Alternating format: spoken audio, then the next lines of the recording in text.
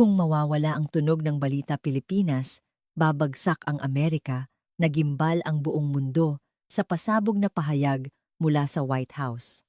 2 araw pa lang ang nakalipas nang hayagang kutyain ng Amerika ang Pilipinas, tinawag itong isang parasitiko na sumisipsip lang ng pera ng Estados Unidos. Kumpiyansa sila na kapag ginipit sa taripa, kahit 10 beses pa nilang itaas ang bayarin sa depensa, tiyak na luluhod din ang Pilipinas. Tunog ng balita sa kanilang kagustuhan. Dahil sa harap ng pinakamakapangyarihang Amerika, kahit ang Europa at Japan ay napilitang sumuko. Ngunit sa sandaling iyon, dumating ang isang kagyat na ulat mula sa isang pangkat ng investigador na kararating lang sa Tunog ng Balita Pilipinas at lahat ay nagbago. Ang kailangang lumuhod at magmakaawa ay hindi ang Pilipinas, kundi ang Amerika. Ano nga ba ang totoong nangyari? Narito ang kwento ng nakakagulat na kapangyarihan ng Republika ng Pilipinas na yumanig sa White House. Magsimula na tayo. Pumunta kayo sa Pilipinas ngayon din at kunin ninyo ang mga bala. Agad-agad! Umalingaw-ngaw sa pader ng Situation Room ang nagngingit-ngit na sigaw ni Deputy Advisor Charles Reynolds. Ang kanyang 1,000 na Mont Blanc fountain pen ay nakaturo sa aking mukha. 12 matataas na opisyal ang nakaupo sa paligid ng mesa sa bunker na iyon sa ilalim ng White House na walang kahit isang bintana. Ngunit walang sino man ang pumigil kay Reynolds. Dahil sa pangunahing screen, walang tigil sa pagkurap na parang baliw ang mga pulang letra, babala. Resupply ng missile defense sa gitnang silangan. Mababa sa 3 buwan. Imbak ng 155mm artillery shells, nasa pinakamababang antas, linya ng produksyon ng Patriot missiles, tigil operasyon. Nang lumitaw ang mga numerong iyon, bumigat na parang tingga ang hangin sa silid. Sa ilalim ng amoy ng mamahaling pabango, sumisingaw ang maasim na amoy ng malamig na pawis, ang arsenal ng Estados Unidos ng Amerika na ipinagmamalaking pinakamalakas sa mundo ay halos wala ng laman. Ang bansang tinaguriang Arsenal of Democracy ay naging isang hungkag, nakabibe, isang katotohanang walang awang ipinapakita sa screen sa aming harapan. Ang pangalan ko ay Thomas Collins. Ako ang Senior Advisor para sa East Asia sa National Security Council ng White House matapos ang 27 taon sa U.S. Army Intelligence at sa CIA. Dito sa ilalim ng lupa ako naupo. Hindi ako naniniwala sa malilinis na datos sa monitor. Ang amoy ng aktwal na lugar na tumatagos sa aking ilong, ang temperatura ng bakal na nahawakan ng aking mga kamay, iyon lang ang pinaniniwalaan ko. At 48 oras ang nakalipas, ako ay nasa sahig ng isang pabrika sa Bataan, Pilipinas, Limay sa Bataan, Clark sa Pampanga, at isang refinery sa Mindanao. Ang mga nasaksihan ng aking 2 mata sa mga lugar na iyon ay hindi pa rin nabubura sa aking isipan. Hinampas ng Defense Secretary na si Marcus Thorne ang mesa gamit ang kanyang malaking kamao. Tumumba ang tasa ng kape at kumalat ang itim na likido sa mga dokumento. Nayugyog ang hugis itlog na mesa sa lakas ng paghampas ng higanteng may taas na 190 centimeters. 3 buwan. Pagkatapos ng 3 buwan, ang pinakamalakas na hukbo ng Amerika sa gitnang silangan ay lalaban ng walang armas. Sino sa inyo ang mananagot dito? Ang atungal na iyon ay mula sa isang 4-star general na may mga peklat ng tunay na labanan sa mukha. Walang sino man ang nangahas na itayo ang natumbang tasa ng kape. Lalo pang pinalala ang sitwasyon ng paghihigpit ng China sa pag-export ng antimony mula pa noong 2024 na ngayon ay sumasakal na sa mismong hininga ng militar ng Amerika. Ang kahihiyan ng hindi kayang ayusin ang sarili naming mga stealth fighter. Iyon ang dahilan kung bakit kami nagtipon sa bunker na ito ngayon. Hindi pinalampas ni Reynolds ang pagkakataon. Inayos niya ang American flag pin sa kanyang Brioni suit bago tumayo at tinitigan ako ng masama. Thomas, kararating mo lang galing Pilipinas, di ba? Gamitin mo ang Defense Coast Guard Gipitin mo ang mga pabrika nila at kuhanin mo ang lahat ng bala at missile na mahahanap mo. Utusan mo lang sila at trabaho na nilang i-assemble ang mga iyon. Ang kanyang mga daliri na nagkiklik ng fountain pen ay nanggigigil. Ito ang tipikal na taktika ng isang taong 30 taon nang naglalaro sa politika ng Washington.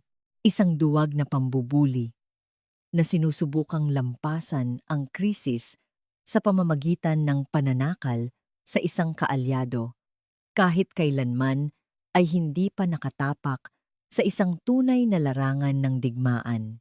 Para kay Reynolds, ang Pilipinas ay isang madaling biktimahin, isang gatasan para sa defense funds.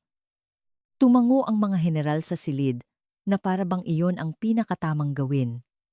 Inayos ng Chairman of the Joint Chiefs ang kanyang salamin at tumingin sa akin. Ang Chief of Staff ng Indo-Pacific Command ay nag-cruise ng braso at banayad na hinimok akong simulan ang briefing kung paano gigipitin ang Pilipinas. 12 pares ng mga mata ang nakatutok sa akin. Isa lang ang kanilang ibig sabihin. Kapag kinalabit ng Amerika ang gatilyo, gagalaw ang mundo. At ang Pilipinas, isang bansang nasa ilalim ng aming proteksyon at kontrol, ay isang subcontractor na tatalon kapag pinatunog namin ang pito. Ang lumang paniniwalang iyon ay nakababad sa hangin ng bunker na parang pabango. Sa aking bulsa, naramdaman ko ang pagdiin ng lumang Zippo lighter ng aking ama sa aking hita. Ang pilak na balat nito ay nababalot ng tela noong dekada 70 sa Clark Air Base sa Pampanga, sa gitna ng matinding init at maputik na daan. Doon nagbantay si Sergeant Robert Collins, ang aking ama, sa mga barracks ng U.S. Army.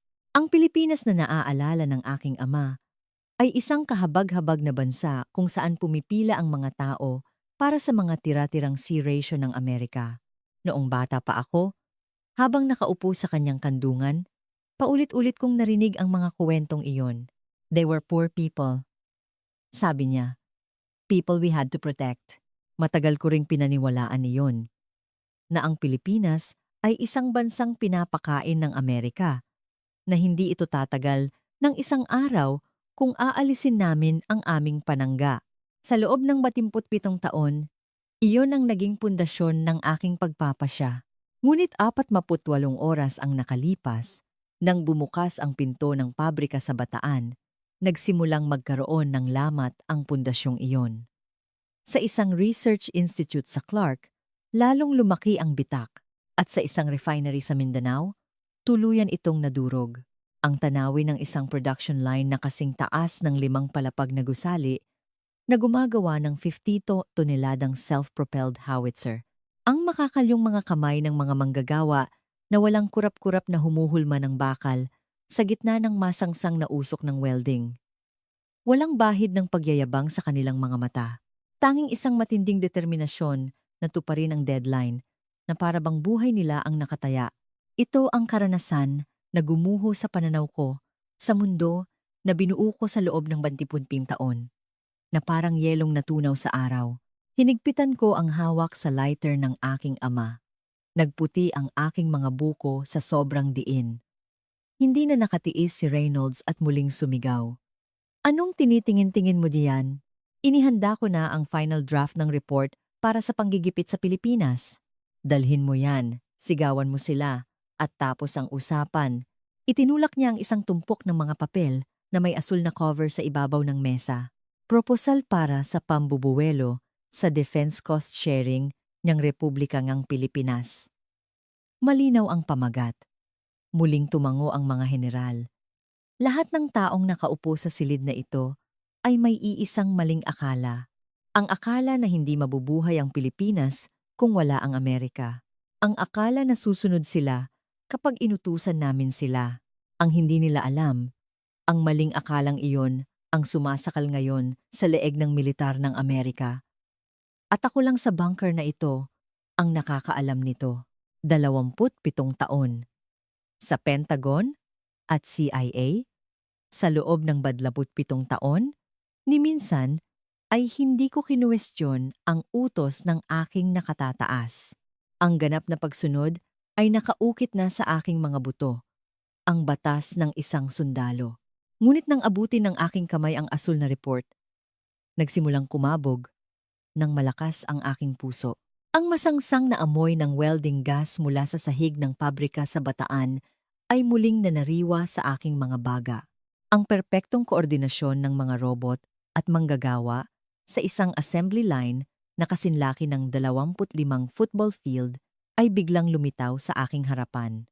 Naalala ko ang mga mukha ng mga taong iyon na nagtrabaho ng walang tulugan, suot ang kanilang mga overalls na puno ng langis, handang ibigay ang lahat. Ang iharap sa kanila, ang duwag na papel na ito, hindi ko kaya. Kahit masunog pa ang aking karera, hindi ko ito magagawa. Bigla akong tumayo. Hinawakan ko ang report na may asul na cover gamit ang dalawang kamay. Nagliwanag sa kasiyahan ang mga mata ni Reynolds. Akala niya ay sumuko na ako. Sa sandaling iyon, ibinuhos ko ang lakas sa aking mga kamay at pinunit ko ito. Pinunit ko ito sa gitna at itinapon sa basurahan sa sulok ng situation room. Ang tunog ng napunit na papel ay umalingaw-ngaw na parang isang sigaw sa loob ng bunker. Namutla ang mukha ni Reynolds. Ang kanyang kamay na may hawak na fountain pen ay natigilan sa ere. Napanganga ang mga general at ang salamin ng chairman of the Joint Chiefs ay dumulas sa dulo ng kanyang ilong. Sa loob ng 27 taon, ito ang una kong pagsuway. Isang pangyayaring hindi pa nagaganap sa buong karera ko sa militar. Mula sa loob ng aking Amerikana, inilabas ko ang isang report na may pulang cover. Ito ang tunay na ulat na isinulat ko mismo sa aking leather notebook at buong gabing inayos sa eroplano pabalik mula sa Pilipinas. Inilapag ko ito sa mesa na may malakas na kalabog. Tinitigan ko si Reynolds sa mata. Ang kanyang mga mata ay nanginginig, ngunit wala na akong uurungan. At hindi ako dapat umatras. Ang maling akala na luluhod ang Pilipinas kapag sinigawan natin sila. Ang kasuklam-suklam na kahambugang iyan ang sumasakal ngayon sa leeg ng militar ng Amerika. Ang boses ko ay bumalik sa akin matapos tumama sa mga pader ng silid. 12 pares ng mga mata ang nakatutok sa akin. Binuksan ni Reynolds ang kanyang bibig, ngunit walang lumabas na tunog. Humakbang ako pasulong. Ipinatong ko ang aking palad sa pulang report. Sa ngayon, ang dapat lumuhod at magmakaawa ay tayo rito sa White House. Mula sa kanyang upuan, si Secretary Thorne ay nakatitig sa akin nang hindi kumikilos. Sa likod ng kanyang malaking katawan, ang mga pulang ilaw ng babala sa screen ay walang tigil sa pagkurap. Tumigil ang pag-click ng pen ni Reynolds sa mesa. Ang buong situation room ay nagpigil ng hininga. Ang puso ko ay parang mababali na sa lakas ng kabog sa aking dibdib, ngunit ang aking mga kamay ay hindi na nanginginig. Ang aking mga daliri na nakapatong sa pulang report ay matatag. Dahil ang amoy ng tinunaw na bakal mula sa Bataan, 48 oras na ang nakalipas, ang nagpapalakas sa aking likuran. Galit na galit sa aking pagsuway, biglang tumayo si Reynolds at sinipa ang kanyang upuan. Namula ang kanyang mukha hanggang sa dulo ng kanyang mga tainga. Thomas, alam mo ba kung ano ang ginawa mo? Mag-impake ka na at umalis. Simula ngayon, tanggal ka na sa serbisyo. Halos pumutok ang kanyang lalamunan sa pagsigaw at nakita ko ang kanyang ngala-ngala. Ang kanyang kamay na may hawak na Montblanc pen ay nanginginig. Ito ang unang beses sa 30 taon na isang taong sanay sa mga sunod-sunurang tauhan sa politika ng Washington ay makaranas ng direktang pagsuway.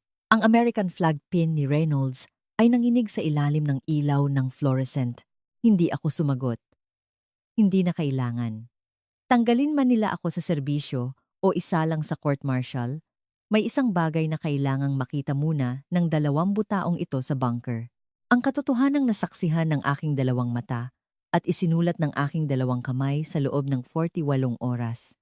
Lumingon ako sa likod. Sa sulok ng silid, si Isabela Isa Garcia na nakaupo ng hindi kumikilos habang hawak ang isang itim na ballistic tablet sa kanyang kandungan, ay nakipagtitigan sa akin. Siya ang NSC Asia Policy Analyst, isang PhilAm na nagtapos sa Harvard International Relations. Sa loob ng tablet na iyon, na may pinakamataas na security clearance sa Amerika, ay nakatago ang mga datos na hindi kayang isipin ni Reynolds. Nagbigay ako ng senyas gamit ang aking baba. Tumayo si Isa Garcia.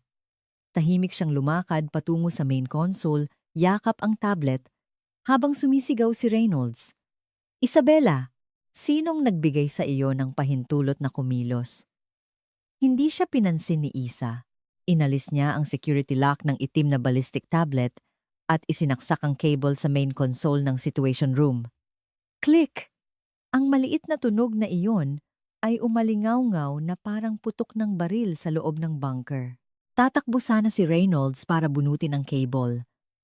Ngunit sa sandaling iyon, ang malalim na boses ni Secretary Thorne ay pumuno sa buong silid.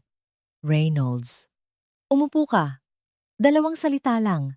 Ngunit dala nito ang bigat at awtoridad ng isang 4-star general na nagpapasunod sa mga tauhan sa gitna ng digmaan. Natigilan si Reynolds. Itinaas lang ng malaking general ang kanyang kamay mula sa kanyang upuan. Ngunit para itong isang hindi nakikitang pader na biglang lumitaw. Advisor Collins, magpatuloy ka. Ang tingin ng kalihim ay nasa akin na.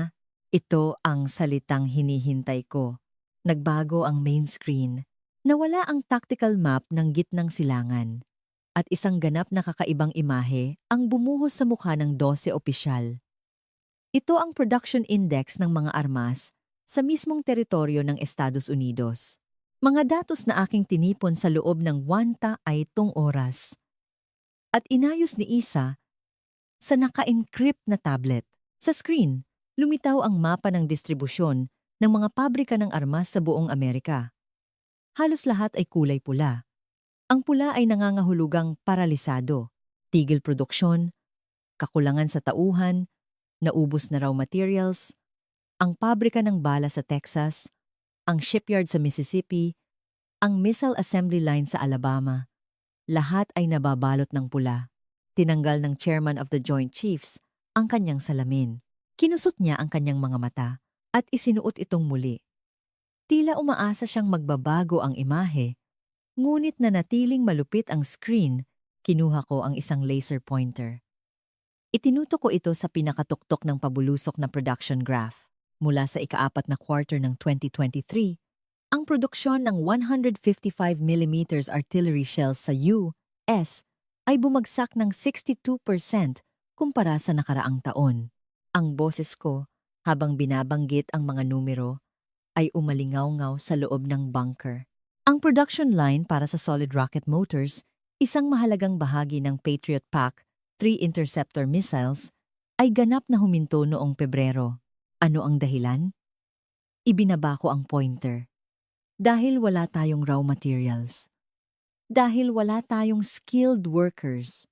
Ang bilis ng pagre-retiro ng mga bihasang manggagawa sa Amerika ay hindi kayang habulin ng mga bagong pasok. Sumingit si Reynolds. Pansamantalang bottleneck lang yan. Madaling ayusin kapag dinagdagan ang budget. Ngunit wala ng kumpiyansa sa kanyang boses. Itinaas ni Secretary Thorne ang kanyang kamay.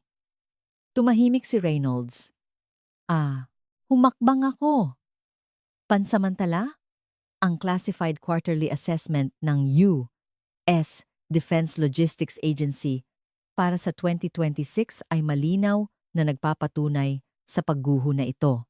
Nag-swipe si Isa sa tablet. Isang bagong dokumento ang lumitaw sa screen. Ang cover page ng isang classified internal document ng Department of Defense. Sa nakalipas na 3 taon, ang bilang ng mga manggagawa sa industriya ng depensa ng Amerika ay bumaba ng 3%. Sa parehong panahon, dahil sa paghihigpit ng China sa pag-export ng antimony, ang ating imbak ng mahalagang mineral para sa pag-aayos ng mga stealth fighter ay bumagsak sa mas mababa, sa 5%. Ang ating militar ay hindi na kayang ayusin ng maayos ang kahit isang stealth fighter. Ang graph sa screen ay walang awang bumulusok. Isang kurba na nagpapakita kung paanong mula sa rurok nito noong 2021, ang kakayahan ng Amerika sa produksyon ng armas ay gumuho taon-taon. Nawala ang kulay sa mukha ng mga general. Ang katotohanan na ang sariling bakuran ng Estados Unidos na dapat ay nagpoprotekta sa mundo ay isa palang hungkag na arsenal ay isinisiwalat ngayon sa pamamagitan ng bibig ng isa sa kanilang mga elite. Tumikhim ang Chief of Staff ng Indo-Pacific Command. So, Advisor Collins, ano ang alternatibo? Ang kanyang mukha ay nababalot ng pagkabalisa. Tumingin ako kay Isa. Muli siyang nag-swipe sa tablet.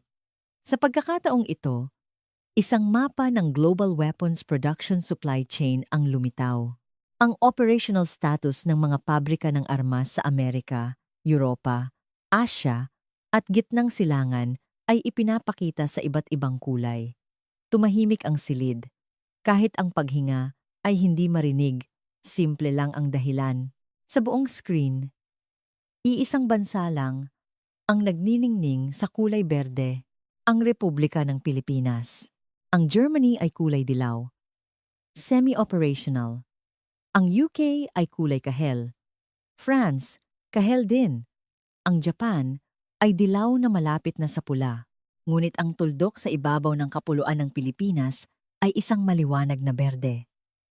Nangangahulugan ito na sa buong mundo, iisang bansa na lang ang may defense production line na tumatakbo sa buong kapasidad.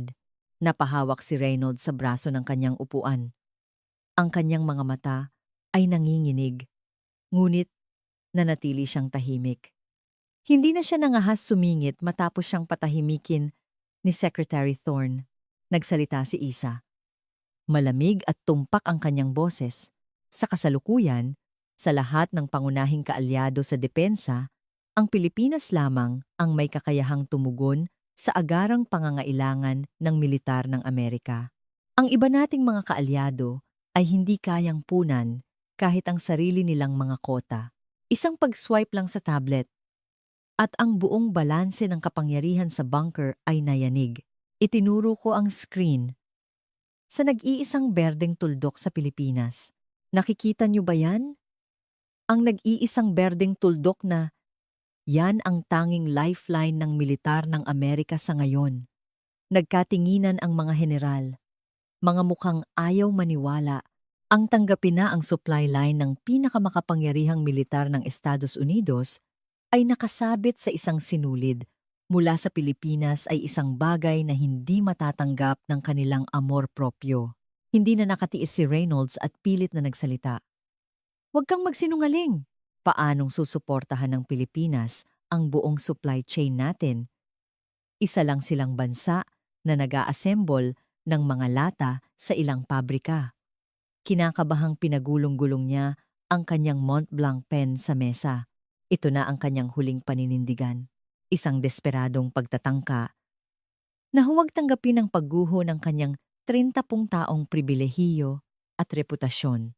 Napangisi ako. Hindi ko mapigilang matawa dahil ang nasaksihan ng aking dalawang mata, 48 oras na ang nakalipas, ay isang bagay na hindi niya kayang isipin.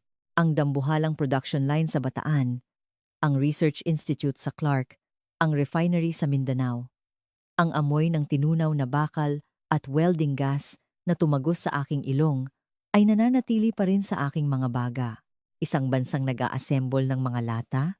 Ngayon, kailangan kong patunayan na ang isang pares ng maduming guwantes ng isang manggagawa sa Bataan ay 100 beses na mas mahalaga para sa kaligtasan ng Amerika kaysa sa 1,000 na pen na hawak ni Reynolds. Hindi niyo pa rin ba naiintindihan? Hindi tayo ang nasa posisyon para mangutos. Tayo ang nasa posisyon para magmakaawa. Ang boses ko ay umalingaw-ngaw sa mga konkretong pader ng bunker. Huminto ang paggulong ng pen ni Reynolds. Ang mga mata ng mga general ay napako sa aking pulang report. Binuklat ko ang unang pahina. Naroon ang simula ng aking talaan, na nagsimula sa sahig ng isang pabrika sa Bataan. 48 oras na ang nakalipas. Handa na si Isa. Ang kanyang daliri ay nakapatong sa tablet. Sa susunod na screen, naghihintay ang katotohanan sa likod ng tinawag ni Reynolds na mga lata. Nag-cross ng braso si Reynolds ng mahigpit. Sumandal siya sa kanyang upuan at ngumisi. Ano bang meron sa industriya ng depensa ng Pilipinas na yan at ganito kalaki ang issue? Akala mo ba hindi namin alam na nag-a-assemble lang sila ng mga lata sa ilang pabrika? Hindi ko alam kung ano ang nakita mo sa loob ng 48 oras. Pero sana naman, hindi ka na-impress sa isang malaking assembly line lang. Pinaglaruan niya ang kanyang Mont Blanc pen, isang mapanuyang kilos. Ito ang tipikal na pangmamata ng isang taong 30 taon nang nasa politika ng Washington nang hindi man lang nakatapak sa isang larangan ng digmaan. Henyo siya sa pagmamaliit sa ebidensyang dala ng iba nang hindi man lang ito nakikita ng sarili niyang mga mata. 2 general ang tumango. Panig pa rin sila kay Reynolds. Ang lumang paniniwala na ang mga armas ng Pilipinas ay murang lata ay nakasimento sa isipan ng mga nasa bunker na ito. Hindi ako sumagot. Wala akong balak makipagtalo gamit ang salita. Bilang isang intelligence officer sa loob ng 27 taon, alam ko, maaaring itanggi ang mga salita. Ngunit hindi mo maaaring itanggi ang isang video na nasa harapan mo. Tumingin ako kay Isa. Tumango ako. Nag-swipe si Isa sa tablet at nagbago ang main screen. Nawala ang tactical map ng gitnang silangan at ang mga pulang graph ng Amerika. Sa halip, isang dambuhalang gusali ang bumungad sa screen. Ito ang video ng loob ng pabrika ng armas sa Freeport area of Bataan. Kuha ko mismo. 48 oras na ang nakalipas. Umakyat ang kamera patungo sa kisame. Isang kisame na kasing taas ng 5 palapag na gusali. Sa ilalim nito, isang walang katapusang production line ang nakalatag, kasinlaki ng 25 football field. Hindi niyo marahil mauunawaan ang laki nito sa numero lang. Noong araw na tumayo ako sa pasukan ng pabrika, malabo na ang dulo ng aking paningin. Sobrang laki. Hindi ko makita ang dulo. Natigilan ako sa katotohanang kayang gumawa ng tao ng isang estrukturang ganito kalaki. Inayos ng chairman of the Joint Chiefs ang kanyang salamin. Ang Chief of Staff ng Indo-Pacific Command ay nagbaba ng kanyang mga braso. Nagbago ang hangin sa silid nang magsimula ang video. Dahan-dahang gumalaw ang kamera sa kahabaan ng linya. Ang mga robotic arm ay maingat na nagbubuhat ng chassis ng isang 50 toneladang Tamaraw 155mm self-propelled howitzer. Isang dambuhalang piraso ng bakal na nakabitin sa ere, ina-assemble ng may milimetrong katumpakan. Sa tabi nito, ang mga manggagawa ay perpektong nagtutulungan, naghihigpit ng mga tornilyo at naglalabas ng mga kislap ng welding. Isang modular production process kung saan ang mga robot at tao ay gumagalaw na parang iisang organismo. Napanganga ang isang general. Walang lumabas na tunog. Ang Navy Chief of Staff sa tabi niya ay hindi maialis ang tingin sa monitor. Natural lang ang kanilang reaksyon. Ganoon din ako. 28 oras na ang nakalipas. Nakatayo sa sahig ng pabrika, hindi ko maisara ang aking bibig. Ang masangsang na usok ng welding ay tumagos sa aking ilong at ang panginginig mula sa mga press na humuhulma ng bakal ay umakyat mula sa aking mga paa. Ang site supervisor, si Mateo Reyes, ay tumayo sa tabi ko at kaswal na nagsabi, "Kapag full-scale production, target namin ay 120 units kada taon. Hindi kami makakatulog kapag hindi namin naabot yan." Walang pagyayabang. Tanging ang simpleng pahayag ng isang taong handang ialay ang buhay para sa isang deadline. Nagpatuloy ang video, isang bagong gawang Tamaraw SPH ang gumulong palabas sa dulo ng linya. Ang amoy ng langis at alikabok ng metal ay tila lumalabas sa screen. Pinahinto ko ang video at naglabas ng isang tumpok ng mga dokumento, inilapag ko ito ng may malakas na kalabog. Ito ang kontrata para sa supply ng Tamaraw SPH sa Poland. nagkakahalaga ng 22 bilyon. Pag-usapan natin ang kontratang ito. Tiningnan ko ang mga general. Noong 2022, pagkatapos ng pagsalakay ng Russia sa Ukraine, agarang humiling ang Poland ng mga self-propelled howitzer. Una silang lumapit sa Krauss-Maffei-Wegmann ng Germany, ang itinuturing na pinakamalakas sa Europa. Alam niyo ba kung ano ang sagot ng Germany? Huminto ako sandali. Tahimik ang silid. Humingi sila ng 3 taon para mag-deliver ng 50 units. Craftsmanship daw. Kumunot ang noo ni Reynolds. Ngunit nanatili siyang tahimik. Hindi na siya nangahas sumingit matapos siyang patahimikin ni Secretary Thorne. Ang parehong kahilingan ay ipinadala sa Pilipinas. Binuklat ko ang kontrata. Ang sagot ng pabrika sa Bataan? 4 na buwan. Sa loob ng 4 na buwan, idineliver nila ang unang batch sa isang daungan sa Poland. Tinuro ko ang petsa ng delivery sa kontrata. 3 taon, laban sa 4 na buwan, habang nagtatago ang Germany sa likod ng craftsmanship. Ginamit ng Pilipinas ang kanilang diskarte at mass production ingenuity na hinasa sa paggawa ng jeepney at inilapat ito sa paggawa ng armas para makapag-deliver ng resulta sa loob lamang ng 4 na buwan.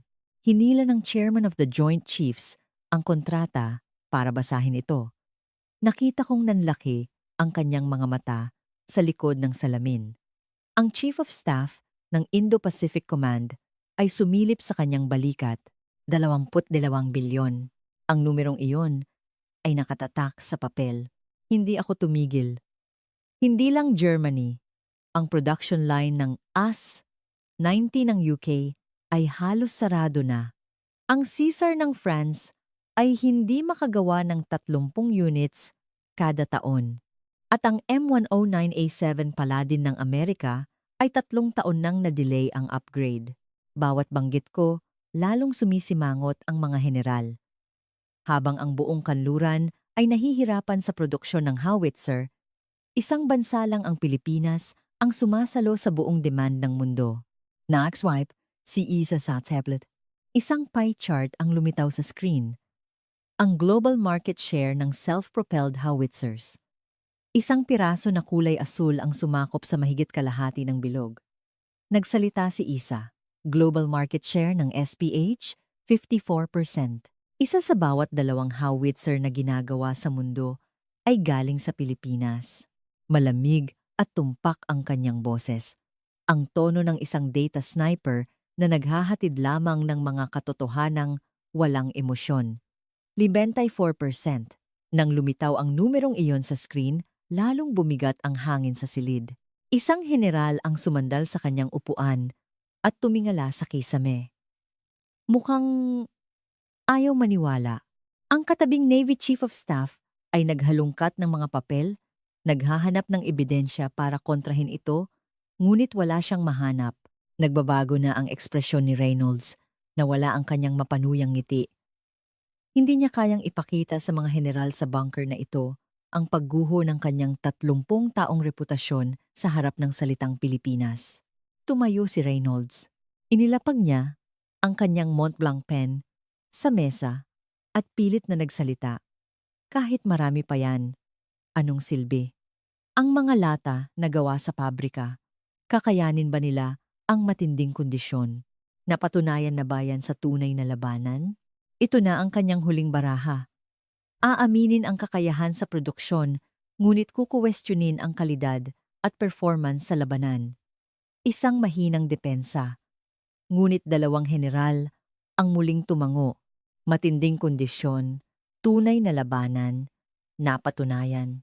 Ang mga salitang ito ay malalim na nakatanim sa isipan ng mga sundalo. Kahit gaano kabilis o karami ang magawa, walang silbi kung madudurog lang sa digmaan. Ito ang tanging pader na masisilungan ni Reynolds. Napangisi ako. Hindi ko mapigilang matawa.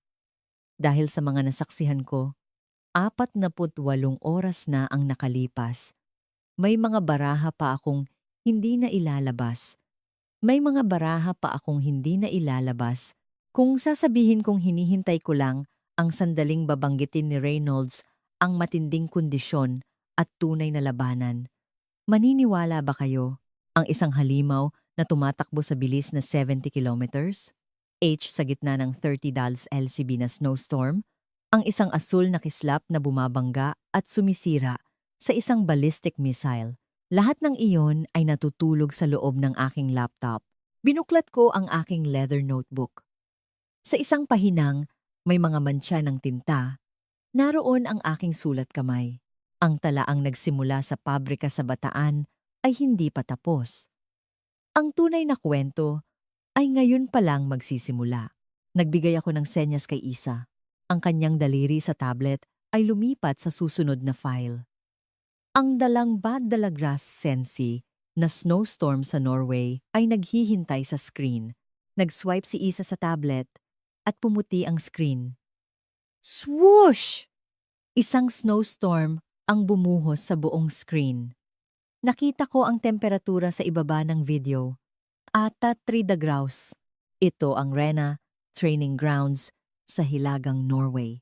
Isang video ng NATO Joint Winter Exercises. Nanginginig ang kamera, nanginginig ang kamay ng cameraman na nakasuot ng guwantes.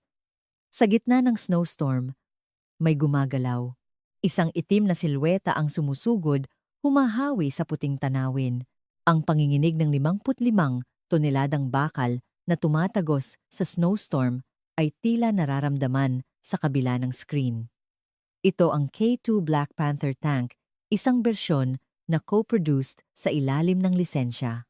Ang speedometer sa video ay umabot sa 70 kilometers. Sa gitna ng 30 degrees na snowstorm, isang general ang napatayo. Ang chairman of the Joint Chiefs ay paulit-ulit na tinatanggal at isinusuot ang kanyang salamin.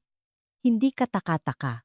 Ang M1A2 Abrams, ang ipinagmamalaki ng Amerika, ay may top speed na 9 and 7 kilometers h sa isang patag na kalsada at normal na temperatura. Ang tangke na may teknolohiyang Pilipino ay madaling nalampasan ang top speed ng tangke ng Amerika sa gitna ng nagyayelong kapatagan. Biglang huminto ang K2. Sa video, umikot ang turret. Ang oras na inabot para ilock ang target at pumasok sa firing position ay wala pang 5 segundo. Ang 55 toneladang halimaw ay sumasayaw sa ibabaw ng yelo. Napahawak ang Chief of Staff ng Indo-Pacific Command sa braso ng upuan.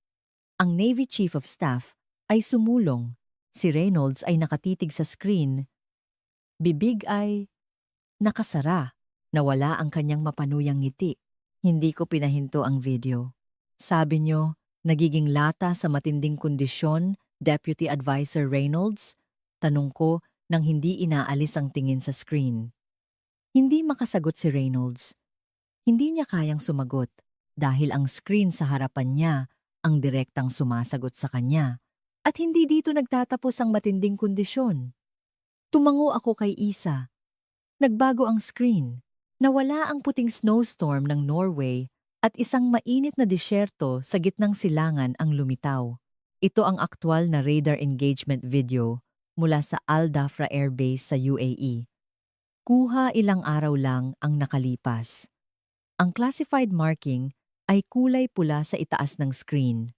17 tawag ang ginawa ko para lang madala ang video na ito sa situation room. Isang radar screen ang pumuno sa monitor.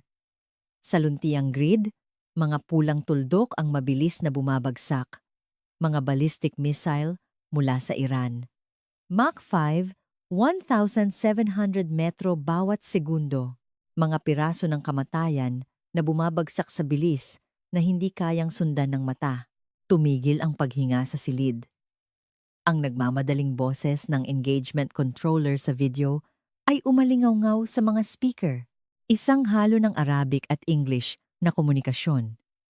Sa sandaling iyon, mula sa ibaba ng screen, mga asul na tuldok ang sumirit pataas. Ito ang Agila Doy Interceptor Missiles ng Pilipinas. Hit to kill. Isang paraan kung saan direktang binabangga ng isang missile ang paparating na missile. Isang teknolohiyang nangangailangan ng katumpakang tulad ng pagtama ng isang bala sa isa pang bala. Sunod-sunod na sumabog ang mga asul na kislap. Isang pulang tuldok ang nawala. Isa pa, isa pa. Ang mga bakal na bumabagsak sa Mach 5 ay isa-isang nadudurog sa kalangitan. Bawat beses na nagniningning ang asul na ilaw sa kalangitan ng disyerto, huminto ang video at isang datasheet ang lumitaw. Ako mismo ang bumasa. Agila-eyed. Aktual na combat interception rate, 96%. Sunod-sunod na matagumpay na pag-intercept ng Mach 5 class ballistic missiles. Naging parang bato ang silid, 96%. Ang bigat ng numerong iyon ay alam na alam ng mga taong nakaupo rito. Ang opisyal na interception rate ng Patriot Pack, 3 ng Amerika ay nasa 85% lang. Nangangahulugan ito na ang missile na gawa sa Pilipinas ay mas mahusay kaysa sa gawa ng Amerika at hindi sa training ground, kundi sa tunay na labanan. Tinanggal ng Chairman of the Joint Chiefs ang kanyang salamin at ibinato ito sa mesa. Oo, ibinato. Tila nawalan ng lakas ang kanyang kamay at dumulas ang salamin sa mga papel. Ang presyo? Tanong niya. Basag ang kanyang boses. 1/3 ng presyo ng Patriot PAC. 3. Sagot ko. Napanganga ang chairman. Mas mahusay ang performance, pero 1/3 lang ang presyo. Para sa isang sundalo, wala nang mas malakas na kombinasyon ng mga numero kaysa rito. Umiling ang katabing Navy Chief of Staff. Hindi pagtanggi, kundi pagkamangha. Nag-swipe muli si Isa. Ngayon, isang diplomatic cable. Isang top-secret diplomatic cable. Nang lumitaw ito sa screen, nanginig ang mga mata ni Reynolds. Nakasaad dito na ang Ministry of Defense ng UAE ay nagkakagulo, nagmamakaawa, na ibenta muna sa kanila ang mga Agila Doy na nakalaan sana para sa Armed Forces of the Philippines. Isa sa pinakamalaking oil-producing na bansa sa mundo ay yumuyuko sa Pilipinas. Nagmamakaawang ibenta sa kanila ang kanilang mga armas. Tiningnan ko ang mga general, walang makapagsalita. Ngunit lumaban si Reynolds. Ang kanyang mga daliri na nakakapit sa braso ng upuan ay namumuti, ngunit hindi siya sumuko. Tumutulo ang malamig na pawis sa kanyang noo, ngunit pilit pa rin siyang nagsalita. Sige, aminin na natin ang mga kasalukuyang armas. Pero iba ang digmaan sa hinaharap. Laser weapons, electronic warfare, high-tech core components lahat. Yan ay nasa ilalim ng ating kontrol sa teknolohiya. Kahit anong gawin ng Pilipinas, hawak pa rin natin ang puso nila. Ito na ang kanyang huling kanlungan, ang kontrol ng Amerika sa teknolohiya. Iyon na lang ang natitirang pader ni Reynolds. Under F, hinihintay ko ito. Ang sandaling ito, ang sandaling ilabas ni Reynolds ang usapin ng kontrol sa teknolohiya. Ito na ang tamang oras para ilabas ang barahang nakatago sa pinakamalalim na bahagi ng aking report. Binuklat ko ang aking leather notebook. Inilabas ko ang isang manipis na papel na nakasingit sa mga pahinang may mantsa ng tinta. Ang puso ng susunod na henerasyon ng air defense weapon, ang bagtikan laser system, ang high-power fiber optic laser module. Itinaas ko ang papel.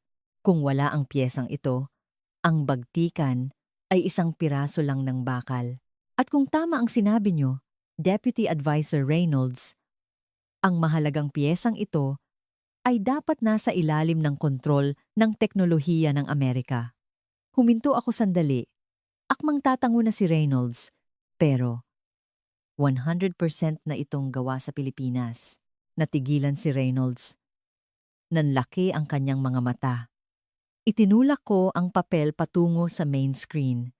Ipinakita ni Isa ang scanned copy. Ito ang technical verification report mula sa Sinag Teknolohiya, isang Pilipinong kumpanya. Isang certification na nagsasabing nang walang anumang technology transfer mula sa Amerika ang mga Pilipinong inhinyero.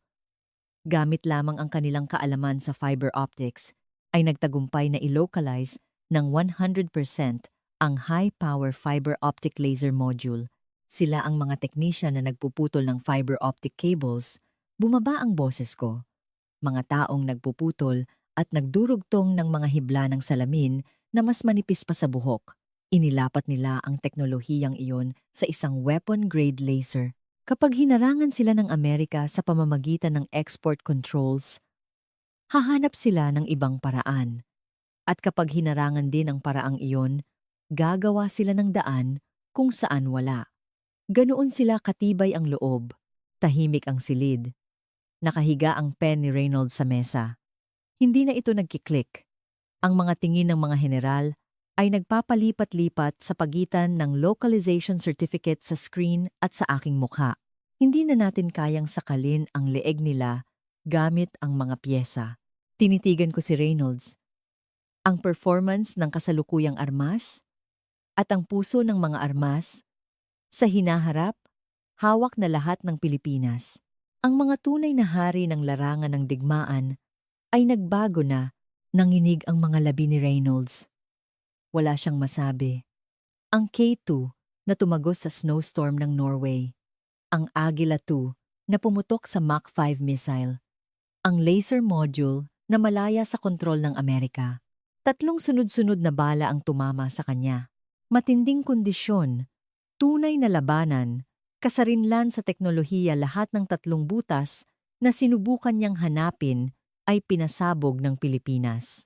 Si Secretary Thorne ay nakatitig sa screen mula sa kanyang upuan. Ang peklat sa kanyang mukha ay lumikha ng anino sa ilalim ng ilaw. Ang mga baguhan ay nag-uusap ng taktika. Ang mga propesyonal ay nag-uusap ng lohistika. Iyon ang kanyang prinsipyo. Dahan-dahang lumingon sa akin ang kalihim. Hindi pa siya nagbibigay ng hatol. Ngunit, kumakampi na siya. Tiyak na kumakampi na siya. Lumingon si Reynolds. Ang mga mata ng isang hayop na nasukol, hindi niya matanggap, ngunit hindi niya rin maitanggi. Nasa gitna siya ng miserable na katotohanan iyon. Hindi pa ako tapos. May mga pahina pa sa aking notebook na hindi ko pa binubuklat. Ang huling baraha para tuluyang paluhurin si Reynolds. Ang pangwakas na suntok na maglalagay sa kaligtasan mismo ng Amerika sa mga kamay ng Pilipinas. Tumayo si Reynolds mula sa kanyang upuan. Hindi pa siya sumusuko, tulad ng isang nasukol na hayop na nagpapakita ng kanyang mga pangil sa huling pagkakataon. Inayos niya ang kanyang flag pin. Isang tingin na humihingi ng suporta. Sige, sabihin na nating magaling gumawa ng armas ang Pilipinas. Inaamin ko. Basag ang kanyang boses, ngunit pilit niyang pinatatag. Pero isa silang bansang walang kahit isang minahan. Kailangan nila ng raw materials para gumawa ng armas. At kapag pinutol natin ang supply ng raw materials na yan, tapos ang laro. Kinuha niya ang kanyang pen at 2 beses itong itinuktok sa mesa. Tak! Tak! Umalingaw-ngaw ang tunog sa bunker. 2 general ang tumango. Para sa isang sundalo, ang mga resources ang ugat ng digmaan. Kahit gaano kaganda ang armas, kapag naubos ang raw materials, hihinto ang mga pabrika. Ito ang huling kanlungan ni Reynolds. Ang Pilipinas ay mahirap sa resources. Walang mga minahan. Kapag ginipit ang kanilang supply chain, hindi sila makakagalaw. Iyon na lang ang natitirang linya ng depensa sa bunker na ito. Nagbigay ako ng senyas kay Isa. Gumalaw ang kanyang daliri sa tablet. Lahat ng nasa screen ay nawala. Ang snowstorm ng Norway, ang asul na kislap ng Agila 2, ang localization certificate. Lahat ay nawala. Sa isang madilim na screen, isang salita lang ang lumitaw sa kulay pula. Antimony. Tumahimik ang silid. Tumingala ang mga general sa screen. Antimony. Isang strategic mineral na mahalaga sa paggawa ng puso ng mga stealth aircraft. Kung wala ang mineral na ito, hindi tayo makakagawa ng stealth coating, ng low-altitude detection equipment, o ng night vision lenses. Ang invisible cloak ng F-35 na naghahari sa kalangitan ay gawa sa mineral na ito. Inayos ng Chairman of the Joint Chiefs ang kanyang salamin at sumulong. Ang Chief of Staff ng Indo-Pacific Command ay nagbaba ng kanyang mga braso. Mayroong isang top-secret document na inihanda ng Department of Commerce at ng Pentagon, ang Global Dependence on Strategic Minerals. Ibinaba ko ang aking boses. Nang banggitin ko ang pangalan ng classified document, naramdaman kong lalong bumigat ang hangin sa bunker. Ang dokumentong ito ang nagpapatunars sa desperadong sitwasyon natin ngayon. Nag-swipe si Isa. Sa ilalim ng salitang antimony, isang graph ang lumitaw. Ang trend ng antimony reserves sa loob ng Estados Unidos. Mula 2024, ang graph ay bumulusok na parang bangin. Matapos simula ng China ang export controls noong 2024, ang reserves ng Amerika ay bumagsak. Ang numero sa dulo ng kurba ay nagniningning sa pula, mas mababa sa 7% na pasinghap ang Chairman of the Joint Chiefs, isang magaspang at maikling paghinga. Ang mas mababa sa 5% ay nangangahulugang sa loob ng 3 buwan, ang pag-aayos ng mga stealth fighter ay ganap na hihinto. Hawak tayo ng China sa leeg. Itinutok ko ang laser pointer sa pabulusok na bahagi ng graph. Mula noong 2024 export controls, ang ating access sa high-purity antimony ay halos tuluyan nang naputol. Ang mga minahan sa Australia at Tajikistan ay may Chinese investment. Ang Russia ay wala sa usapan. Halos wala ng lugar sa mundo na maaari nating lapitan, napanguso si Reynolds. Sa harap ng 5% reserve, ang kanyang pang-iinsulto sa Pilipinas bilang isang bansang mahirap sa resources ay bumalik sa kanya na parang bumerang. Nagyabang siyang puputulin niya ang supply line ng Pilipinas, ngunit ang totoo, ang Amerika ang naputulan. Binago ko ang screen. Nawala ang graph at isang itim at puting larawan ang lumitaw. Mga lalaking nababalot ng itim na alikabok. Ang kanilang mga mukha ay natatakpan ng uling. Tanging ang kanilang mga mata ang nagniningning sa puti. Ang kanilang mga overalls ay puno ng langis at bakal. At ang kanilang mga kamay ay bitak-bitak at makakalyo. Sila ang mga manggagawa ng isang refinery sa Mindanao. Mga taong tumitingin sa mga dumi ng ore sa ilalim ng mikroskopyo, naghahanap ng isang bagay na mahalaga sa loob ng nakalalasong slag na itinuturing ng iba na basura. Tingnan ninyo ang mga taong ito. Itinuro ko ang screen. Walang antimony mine sa Pilipinas. Tama kayo, Deputy Advisor Reynolds. Isa silang bansang mahirap sa resources. Ngunit, sinadya kong sang-ayunan si Reynolds. Nakita kong bahagya siyang umayos ng upo. Ngunit ang mga taong ito ay nakahanap ng ibang paraan. Naglabas si Isa ng isang technical document mula sa tablet. Isang diagram ng refining process ang lumitaw sa screen. Ang Pilipinas ay nagre-refine ng copper at nickel ore mula sa buong mundo. Sa prosesong iyon, mayroong byproduct, isang nakalalasong dumina sa ibang bansa, ay itinuturing na environmental pollutant at binabayaran pa para itapon. Itinuro ko ang mga kamay ng mga manggagawa sa larawan. Hindi itinapon ng mga taong ito ang basurang iyon. Tiningnan nila ito sa ilalim ng mikroskopyo.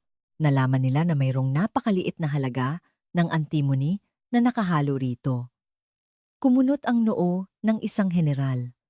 Hindi niya lubos maisip na makakakuha ng strategic mineral mula sa basura. Natural lang. Kahit ako, hindi ko pinaniwalaan hanggang sa makita ko ito mismo sa refinery sa Mindanao. Mula sa basurang itinapon ng iba, nagawa nilang makuha ang 99.999% ultra-high purity metallic antimony. Tumaas ang boses ko. Tinatawag nila itong 5 nines. 5 9 pagkatapos ng decimal point. Alam niyo ba kung ilang bansa sa mundo ang may ganitong refining capability?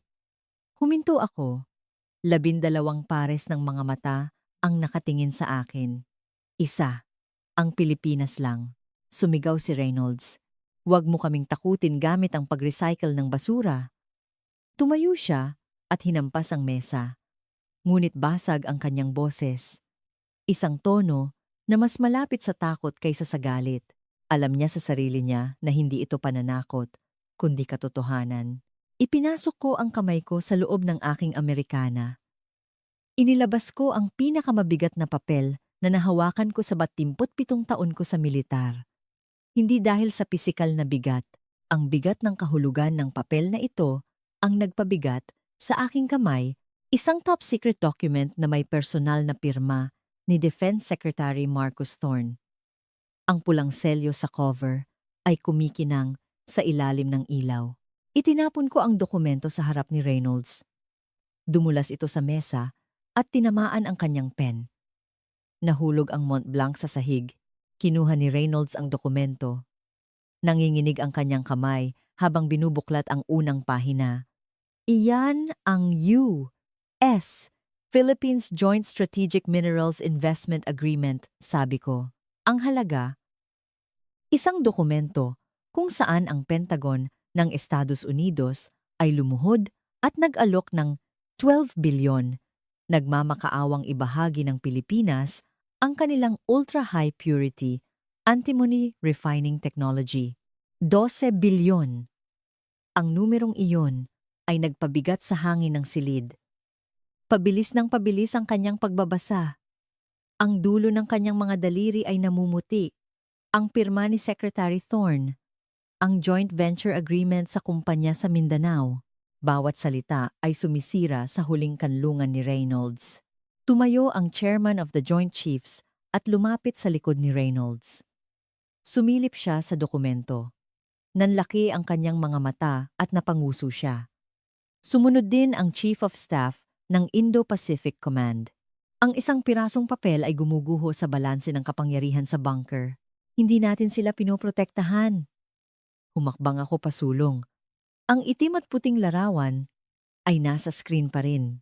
Ang mga mukha ng mga manggagawa sa refinery na tanging mga mata ang nagniningning sa gitna ng itim na alikabok. Ang mga kamay na puno ng dumi ng bakal sa larawang iyan ang nagpapalipad sa mga stealth fighter ng Amerika sa ngayon. Kung wala ang ultra-high purity antimony mula sa kanilang mga bitak-bitak na daliri, ang invisible cloak ng ating Air Force ay magiging basahan. Tumaas ang boses ko. Hindi ko sinasadya. Naalala ko ang nakita ko sa Mindanao. Ang isang manggagawa na naghahalungkat ng basura sa gitna ng 50°C na init, suot ang isang gas mask. Ang masangsang na amoy mula sa kanyang overalls ay bumalik sa aking ilong. Ang mga nakasuit sa bunker na ito ay hindi man lang maisip na ang mga kamay na iyon ang nagpapakain sa kaligtasan ng Amerika. Dahil walang minahan, pinakuluan nila ang basura ng iba para makakuha ng 99.999% ultra-high purity. Ganoon sila katibay ang loob. Hinampas ko ang mesa at para bilhin ang teknolohiya ng mga taong iyon, ang Pentagon natin ang nag-alok ng 12 bilyon. Sasabihin niyong puputulin niyo ang supply ng isang bansang mahirap sa resources? Tayo ang mapuputulan. Ibinitaw ni Reynolds ang dokumento. O mas tamang sabihing, dumulas ito sa kanyang mga kamay. Ang papel ay nanlupaypay sa mesa. Ang tingin ni Reynolds ay lumilipad sa kawalan. Hindi na niya naisip na pulutin ang Mont Blanc pen na nasa sahig. Ang kanyang flag pin ay tila nawalan ng ningning sa ilalim ng ilaw. Mula sa kanyang upuan, inabot ni Secretary Thorne ang dokumento. Tahimik niyang tiningnan ang papel na may sarili niyang pirma. Ang mga pulang ilaw ng babala sa silid ay walang tigil sa pagkurap. Ang puso ko ay kumakabog ng malakas. Ngunit isang mainit na damdamin ang umaakyat sa aking dibdib. Hindi galit. Paghanga. Isang nag-aalab na paghanga para sa mga taong sa isang lupang walang minahan ay nagawang lumikha ng pinakamahalagang strategic resource sa mundo mula sa basura. Ang mukha ng isang taong wasak ang isipan ay may partikular na kulay. Hindi lang ito pamumutla, ito ay pagtakas ng dugo. Ganoon mismo ang mukha ni Reynolds matapos basahin ang 12 bilyong kontrata, biglang nawala ang kulay mula sa kanyang noo hanggang sa kanyang leeg. Ang kanyang 30 taong reputasyon, pribilehiyo, at amor propyo lahat ay isa-isang hinubad sa nakalipas na 1 oras. Ang bilis ng tama raw SPH, ang 96% interception rate ng Agila 2, ang localization ng laser module, at ang Pentagon na lumuhod dala ang 12 bilyon. Matapos ang 4 na sunod-sunod na bala, ang natira na lang ay ang nanginginig na mga daliri at ang Mont Blanc pen na gumugulong sa sahig. Sinipa ni Reynolds ang mesa at tumayo. Ang kanyang upuan ay tumalsik at gumawa ng matinis na tunog. Nagulat ang lahat. Namumula ang mga mata ni Reynolds. Hindi na ito tungkol sa lohika. Ito ang kagat ng isang nasukol na hayop. Thomas, para kang lobbyist ng Pilipinas ah. Isang sigaw na halos pumutok sa kanyang lalamunan. Tinuro niya ako gamit ang kanyang daliri. Nanginginig ang kanyang flag pin. Binayaran ka ba ng mga Pilipino? Anong ginawa mo sa loob ng 48 oras? Saan mo minanipulayan? Isang maruming akusasyon. Kapag hindi manalo sa katotohanan, dudungisan ang motibo ng kalaban. Ang huling barahan ng isang politikong 30 taon nang hinasa sa Washington, nagkatinginan ang mga general. Kapag lumabas ang ganitong akusasyon, nagbabago ang hangin. Kahit gaano kakapani-paniwala ang datos, kapag nadikitan ng salitang lobbyist, iyon ang target ni Reynolds. Kung hindi siya mananalo, sisirain niya ang tiwala sa kalaban para maging tabla ang laban. Ngunit hindi ako sumagot. Natutunan ko sa 27 taon sa intelligence. Ang ganitong akusasyon ay hindi sinasagot, kundi binabaliwala. Tinitigan ko lang siya. Ang tinging iyon ang lalong nagpagalit kay Reynolds. Bigla siyang lumingon. Sumigaw siya sa communications officer sa sulok. I-off mo ang projector! Patayin mo ang main screen ngayon din! Isang ilegal na utos. Lumingon ang communications officer kay Secretary Thorne. Hindi kumilos ang kalihim. Isang katahimikan na nangangahulugang, tingnan natin, muling sumigaw si Reynolds. Hindi mo ba narinig? Patayin mo! Nanginginig na ibinaba ng officer ang switch. Namatay ang screen. Nawala ang mga mukha ng mga manggagawa sa refinery. Tanging ang emergency lights na lang ang natira, na nagbigay ng madilim na kulay sa silid. Huminga ng malalim si Reynolds at ipinatong ang kanyang mga kamay sa mesa. Akala niya, kapag pinatay ang screen, mawawala rin ang datos. Akala niya, kapag inalis ang mga numero sa kanyang paningin, manunumbalik ang kanyang pananaw sa mundo. Humakbang ako. Sa dilim, nakita ko ang namumulang mga mata ni Reynolds. Basa ito sa pulang ilaw ng emergency lights. Tinitigan ko ang mga matang iyon. Mula sa aking bulsa, inilabas ko ang leather notebook ng aking ama. Isang luma at gasgas na notebook, ginamit ito ng aking ama, si Robert Collins, noong nakadestino siya sa Clark Air Base mula nang ipamana niya sa akin. Hindi ko ito binitiwan sa loob ng 27 taon. Ang leather ay dumampi sa aking palad. Magaspang at mainit. Sa kadiliman, nagpasya akong maglabas ng ibang sandata. Isang sandatang mas mabigat kaysa sa datos at mas matalim kaysa sa graph. 55 taon ng kasaysayan. Minanipula. Sabi niyo. Ang boses ko ay mababa at umalingaw-ngaw sa dilim. Naramdaman kong nagpigil ng hininga si Reynolds. Magkukuwento ako tungkol sa nangyari 55 taon na ang nakalipas. Hinigpitan ko ang hawak sa notebook. Isang bansa kung saan pumipila ang mga tao sa putikan para sa mga tira-tirang C-ration ng Amerika. Isang bansa kung saan kailangan nilang magpakintab ng combat boots at magbenta ng chewing gum sa harap ng base para mapakain ang kanilang pamilya. Tahimik ang silid.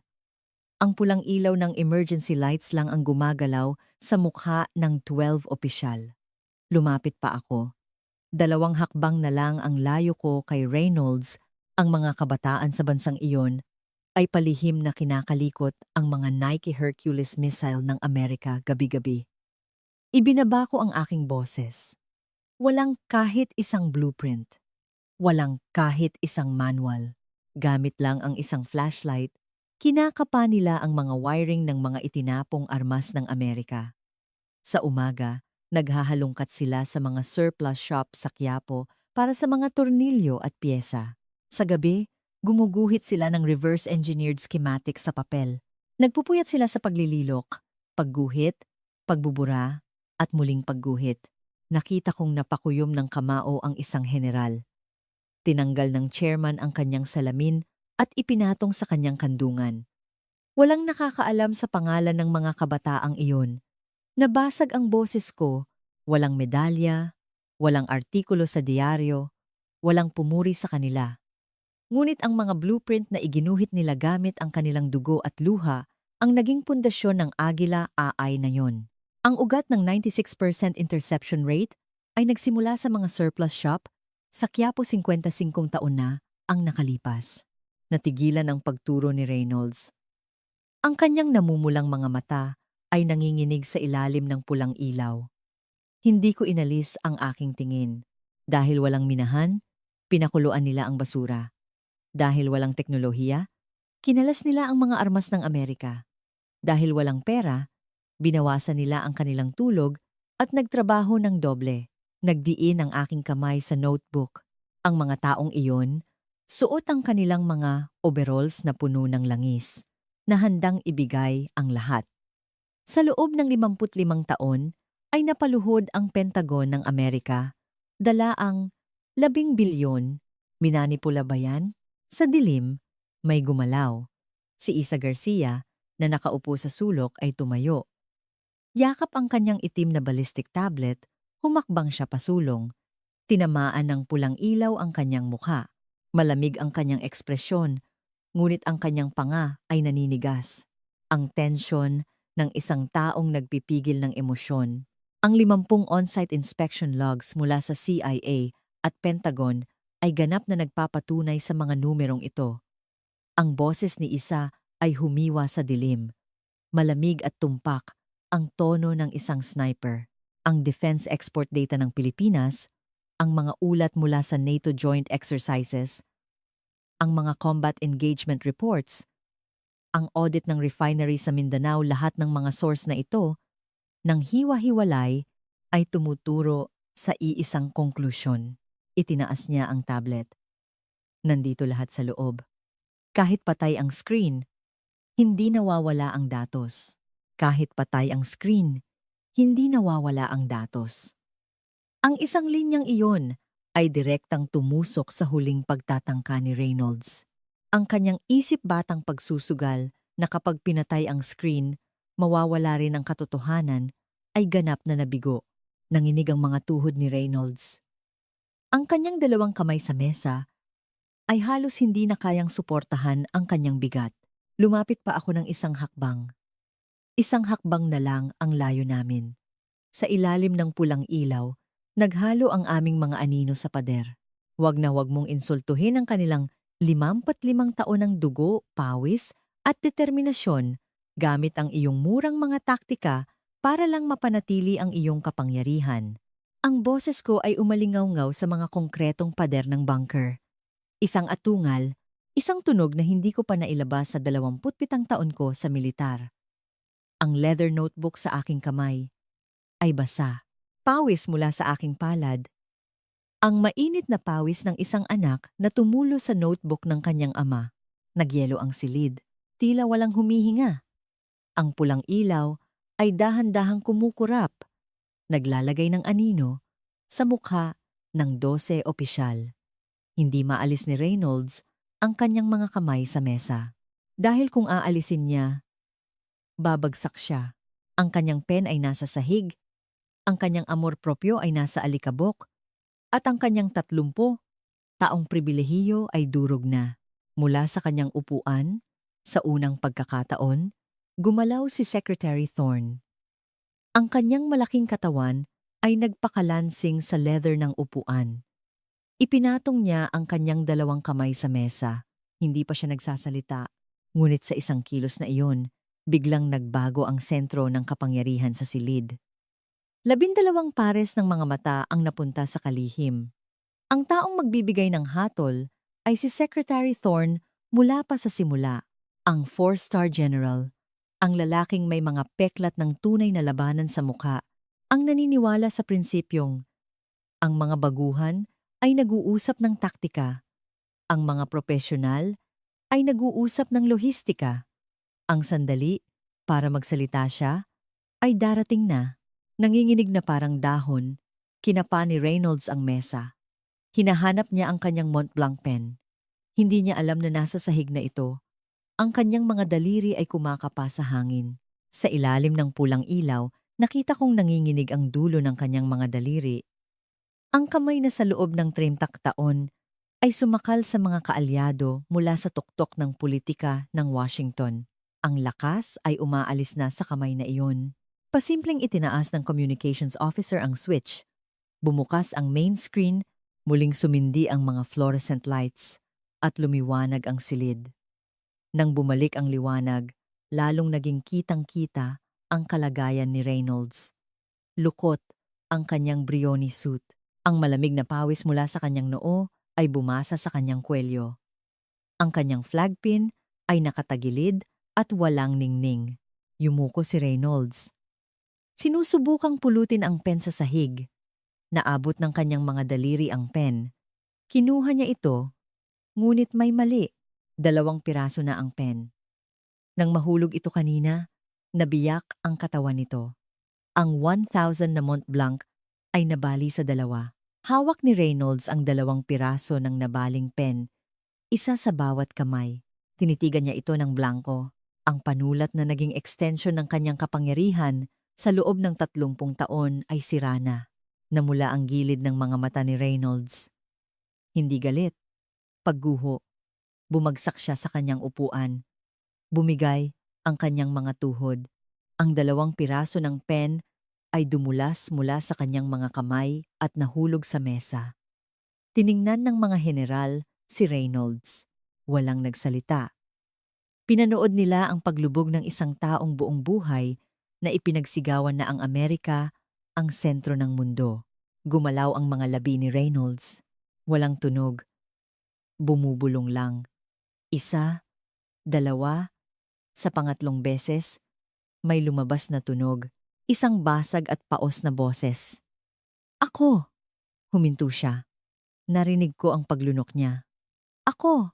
Ay lubos na nagkamali. Ang isang pangungusap na iyon ay nahulog sa sahig ng silid. Ang pag-amin sa isang pagkakamali pagkatapos ng 30 taon. Hindi. Ito ang death sentence para sa lumang pananaw na namayani sa bunker na ito sa loob ng mga dekada.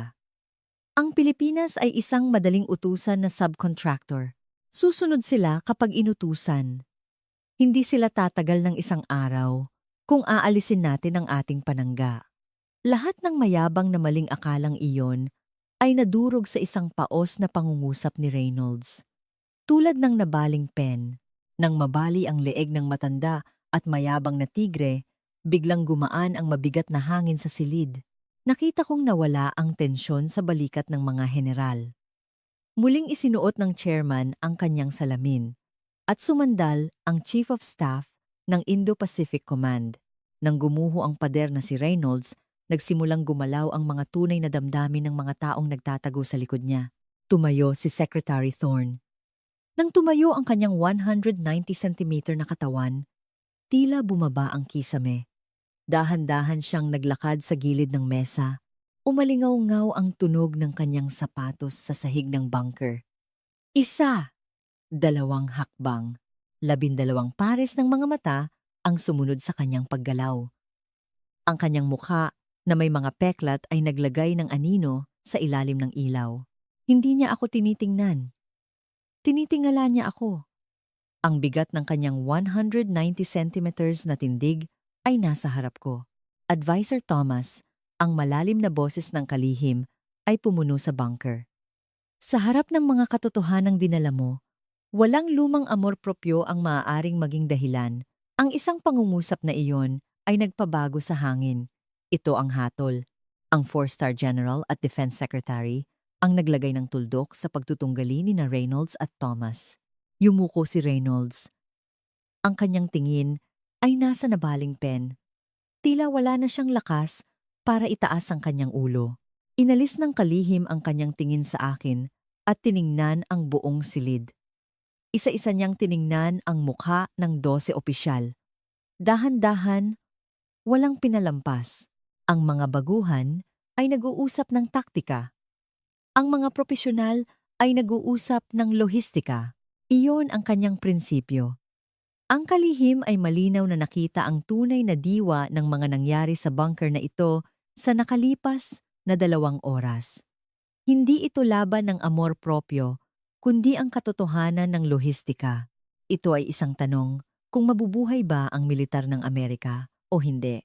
Ang luma at mayabang na pananaw na sila ay isang kahabag-habag na bansang tinulungan natin noon simula ngayon, ganap na itong itatapon.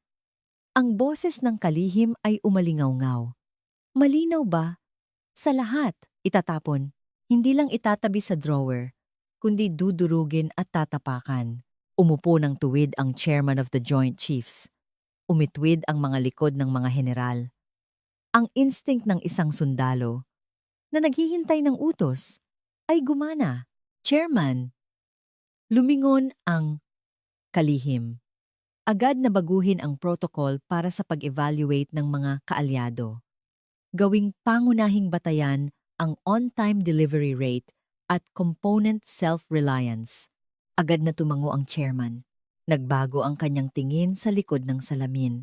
Hindi ang mga brochure ng armas o mga pampulitikang ugnayan. Ang kakayahang mag-deliver ng tamang gamit sa tamang oras sa larangan ng digmaan. At ang kakayahang gumawa ng mahahalagang piyesa gamit ang sariling mga kamay nang hindi umaasa sa iba. Ang 2 bagay na ito ang magiging bagong batayan ng halaga ng isang kaalyado. Kumabog ang dibdib ko. On-time delivery rate at component self-reliance. Sa 2 batayang iyon, walang bansa sa mundo ang makakatalo sa Pilipinas. Ang bilis na ginawang 4 na buwan ang 3 taon ng Germany, ang localization ng laser module na malaya sa kontrol ng Amerika, ang mga pamantayang itinakda ng kalihim, ay tila idinisenyo para sa Pilipinas. Muling nagsalita ang kalihim. Simula ngayon, ang Republika ng Pilipinas ay hindi na isang subcontractor. Tumaas ang kanyang boses. Umalingaw-ngaw ito sa buong bunker. Sila ay isang top-tier strategic partner na magdadala sa kaligtasan ng militar ng Amerika at sa Global Defense Network. Simula ngayon, itataas na ang kanilang antas, top-tier strategic partner. Ang mga salitang iyon ay humiwa sa hangin ng silid. Hindi ito simpleng pagbabago ng ranggo. Ito ay isang deklarasyon na muling isusulat ng Estados Unidos ang pinakatuktok ng kanilang hierarchy ng mga kaalyado at ang pangalan ng Pilipinas ang ilalagay doon. Nanlaki ang mga mata ng mga general. Kinuha ng chairman ang kanyang panulat. Mabilis siyang nagsimulang magsulat. Hindi tumigil ang kalihim. Ang suporta para sa produksyon ng Agila Dasa na hinihiling ng UAE ay itataas bilang top priority strategic agenda ng militar ng Amerika. Tiningnan niya ang chairman. Ipadala ito ng sabay sa Indo-Pacific Command at sa Central Command. Itakda ang pag-secure ng production volume ng Agilatay ng Pilipinas bilang sentro ng ating Defense Network Reorganization. Sa loob ng 72 oras, magsumite ng isang roadmap para i-realign ang air defense systems ng mga pangunahing kaalyado tulad ng UAE, Australia at Saudi Arabia na nakasentro sa air defense system ng Pilipinas. Biglang tumayo ang chairman. "Yes, sir!" Isang maikli at tiyak na sagot. Nag-aapoy ang kanyang mga mata. Kinuha ng communications officer ang isang encrypted communications terminal. Nagsimula na ang paghahanda para sa isang urgent dispatch. Tumayo rin ang Chief of Staff ng Indo-Pacific Command. Inaayos ang kanyang mga papel. Nagsimulang gumalaw ang silid, ang bunker na 2 oras na ang nakalipas ay puno ng malamig na pawis at desperasyon ay nanginginig ngayon sa ibang uri ng tensyon. Hindi tensyon ng pagguho, kundi tensyon ng pagbuo ng isang bagong laro. Tiningnan ko ang pulang report sa mesa. Ang talaang nagsimula sa sahig ng isang pabrika sa Pilipinas. 48 oras na ang nakalipas ay nagpabago sa takbo ng bunker na ito. Ang usok ng welding sa Bataan, ang Research Institute sa Clark, ang refinery sa Mindanao. Naalala ko ang mga mukha ng mga taong may makakalyong mga kamay. Isang mainit na damdamin ang umakyat sa aking dibdib. May naramdaman akong paggalaw. Lumingon ako at nakita ko si Isa. Yakap-yakap ang kanyang itim na ballistic tablet. Nakatayo siya sa sulok. Ang taong sa loob ng 2 oras ay nanatiling isang malamig na data sniper na walang bahid ng pag-aalinlangan, ay bahagyang nakayuko. Ang kanyang mga balikat ay bahagyang nanginginig. Sa ilalim ng ilaw, may nakita akong tumutulo sa kanyang pisngi. Lumingon si Isa at pinunasan ang kanyang luha. Ang dugo ng kanyang lolo, isang Pilipinong nagpakintab ng sapatos ng mga sundalong Amerikano sa harap ng Subic Naval Base noong dekada 60 ay nagliwanag sa bunker na ito ngayon. Tumango ako sa kanya.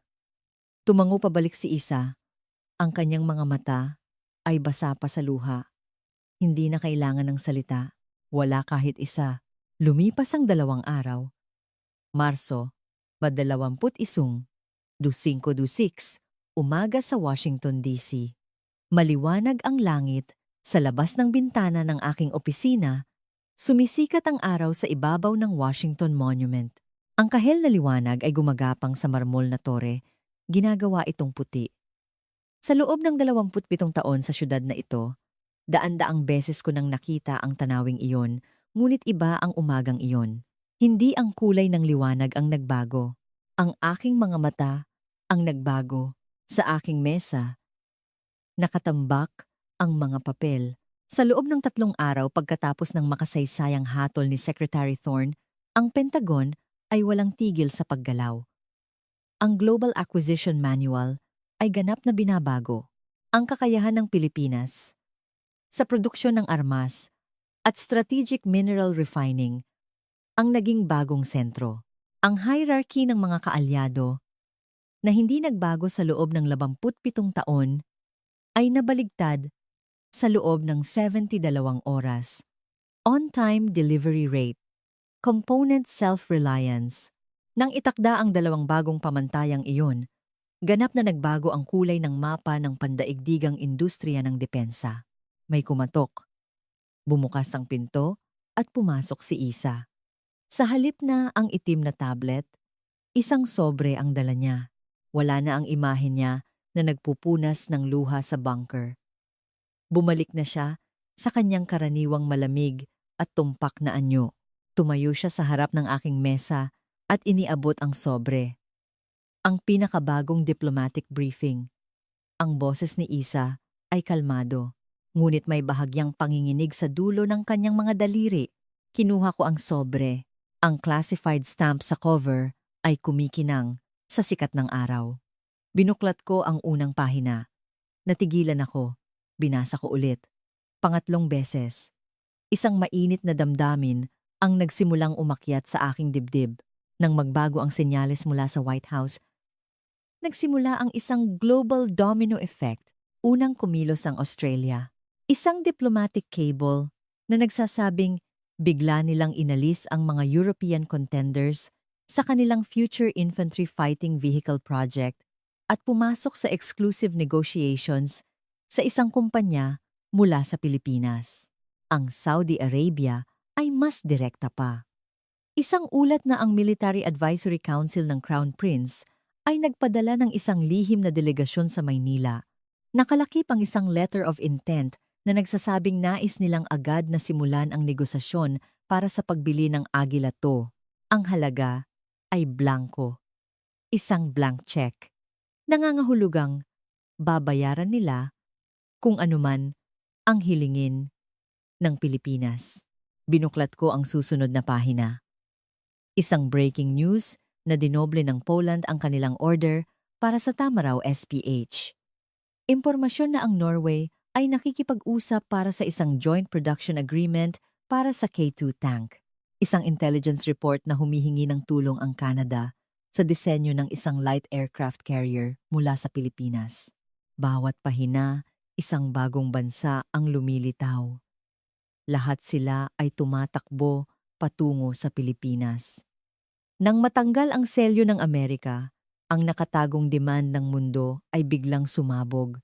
May isang lumang kasabihan.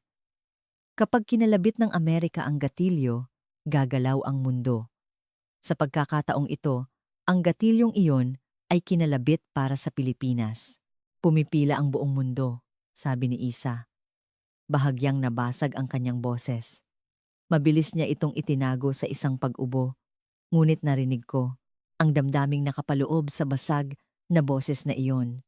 Ibinitaw ko ang mga papel. Tumingin ako sa labas. Ang araw ay ganap ng sumikat sa ibabaw ng Washington Monument. Sinusunog ang marmol sa kaputian. Ang tore na tinitingala ng mga makapangyarihan sa syudad na ito sa loob ng mahigit isang siglo, ang simbolo ng lakas at kaluwalhatian ng Amerika. Ngunit sa ilalim ng marmol na iyon, dumadaloy na ngayon ang tinunaw na bakal ng Bataan at ang antimony ng Mindanao. Sa isang lugar na hindi nakikita, may mga kamay ng Pilipino na sumusuporta sa kalasag ng bansang ito. Umalis si Isa. Sumara ang pinto. At tumahimik ang opisina. Naiwan akong mag-isa. Ang sikat ng araw ay tumatama sa mga papel sa aking mesa. Ang mga alikabok ay dahan-dahang lumulutang sa liwanag. Kakaibang tahimik. 3 araw pa lang. Ang mga sigaw at babala sa bunker ay naririnig ko pa. Ngunit ang opisinang ito ay tila ang pinakatahimik na lugar sa mundo. Ipinasok ko ang aking kamay sa bulsa. 2 bagay ang nadama ko. Sa kaliwang bulsa, ang gasgas na leather notebook. Sa kanang bulsa, isang lumang cellphone. Kinuha ko pareho. Inilapag ko ang notebook sa mesa at binuksan ang cellphone. May lamat ang luma nitong screen. Binuksan ko ang phone book. Habang nag-i-scroll, isang pangalan ang lumitaw. Robert Collins. Ang aking ama. Ang sarhento na nagbantay sa mga barracks ng Amerika sa gitna ng nakakapasong init ng Clark Air Base 50 taon na ang nakalipas. Ang taong nagbigay ng mga C-ration at humaplos sa ulo ng mga batang Pilipino sa isang bansang maputik at mahirap. Ang Pilipinas na naaalala ng aking ama ay isang kahabag-habag na bansa. Isang bansang kailangang protektahan, isang bansang kailangang pakainin. Dala-dala niya ang alaalang iyon hanggang sa kanyang pagpanaw. Hinaplos ko ang pangalan ng aking ama sa screen. Kumalat ang liwanag sa may lamat na salamin. Dad, naaalala mo ba ang bansang pinrotektahan mo? Sinabi mo na may mga batang nagpapakintab ng combat boots ng mga Amerikano sa putikan. Sinabi mo na may isang batang lalaki na halos mapudpod ang mga daliri sa paglalagay ng shoe polish. Sinabi mo na sobrang dumi ng kanyang mga kamay. Hindi mo man lang siya makamayan. Uminit ang aking dibdib. Kinuha ko ang notebook ng aking ama. Sa lumang leather na ito na naging pundasyon ng aking pagpapasya sa loob ng 27 taon. Nakasulat ang talaan ng 48 oras, ang kislap ng welding sa Bataan, ang Research Institute sa Clark, ang refinery sa Mindanao. Sa pagitan ng mga pahinang iyon, naroon ang 55 taon ng Pilipinas. Dad, ang mga batang kinahabagan mo ay lumaki na. Ang apo ng batang pinagpakintab mo ng sapatos ay gumagawa na ngayon ng 52 toneladang howitzer sa Bataan. Ang mga inapo ng mga batang binigyan mo ng C-ration ay nagpapakulo na ng basurang itinapon ng mundo para gumawa ng ultra-high purity strategic mineral sa Mindanao. Ang dugo ng mga kabataang kinalikot ang mga missile ng Amerika nang walang blueprint, pagkatapos ng 55 taon, ay pinoprotektahan na ngayon ang kalangitan bilang Agila 2 na may 96% interception rate. Ang kahabag-habag na bansang pinrotektahan mo, Dad, ay gumagawa na ngayon ng isang dambuhalang kalasag gamit ang kanilang makakalyong mga kamay. Pinoprotektahan ang buong mundo. Tumayo ako. Tumayo ako sa bintana. Ang araw ay ganap ng sumikat sa likod ng Washington Monument. Nakakasilaw ang liwanag. Hawak ko sa kaliwang kamay ang notebook ng aking ama at sa kanang kamay ang cellphone na may pangalan niya. 50 taon ng kasaysayan ang nasa aking dalawang kamay. Ang panahon ng pagprotekta sa mga baraks ng Amerika bilang anak ng aking ama ay tapos na. Dumating na ang panahon na kami naman ang poprotektahan ng kalasag na ginawa ng mga inhinyerong Pilipino. Ang panahon kung saan ang anak ay kailangang magbigay galang sa bansang kinahabagan ng kanyang ama. Ang pagbaligtad na iyon ay ganap na sa umagang ito. Itinaas ko ang cellphone sa aking kanang kamay. Ang pangalan ng aking ama sa screen ay kumikinang sa sikat ng araw. At sa sandaling ito, naalala ko ang mga mukha ni na Mateo Reyes sa sahig ng pabrika sa Bataan. Ang mga manggagawa sa Mindanao na nagpapakulo ng basura sa Singkutang Dagrao Sesulis na init at ang mga hindi kilalang teknisyan na nagpupuyat sa Research Institute sa Clark. Nagbigay ako ng saludo. Sa 27 taon ko sa militar, libu-libong beses ko nang ginawa ito. Ngunit ang saludong iyon ang pinakamabigat. Nang dumampi ang dulo ng aking mga daliri sa aking noo, isang mainit na bagay ang umakyat sa aking mga mata. Sinubukan kong pigilan. Hindi ko napigilan. Isang patak ang dumaloy sa aking pisngi. Nahulog sa lumang leather notebook ng aking ama sa mesa. Sinipsip ng leather ang luha. Ang panahon ng ama at ang panahon ng anak ay nagtagpo sa mansang iyon. Ang putikan ng Pampanga 50 taon na ang nakalipas at ang sikat ng araw sa Washington ngayong umaga ay magkasamang pumasok sa isang piraso ng lumang leather. Hindi ko maibaba ang aking saludo. Ang aking kamay ay nanatili sa aking noo. Ang Washington Monument sa labas ay nagniningning sa kaputian. Sa likod ng liwanag na iyon, tila nakikita ko ang mga usok mula sa mga pabrika sa Pilipinas. Tila naririnig ko ang tibok ng puso ng mga taong may matinding determinasyon na walang tigil sa pag-ikot at pagbuga ng usok. Hanggang sa muli, ito po ang kuwentong nakakaantig, naghahatid ng inspirasyon mula sa Republika ng Pilipinas. Sa susunod na video, mas masaya at nakakaantig na mga kwento tungkol sa Pilipinas ang aming ihahatid. Magandang araw po sa inyong lahat.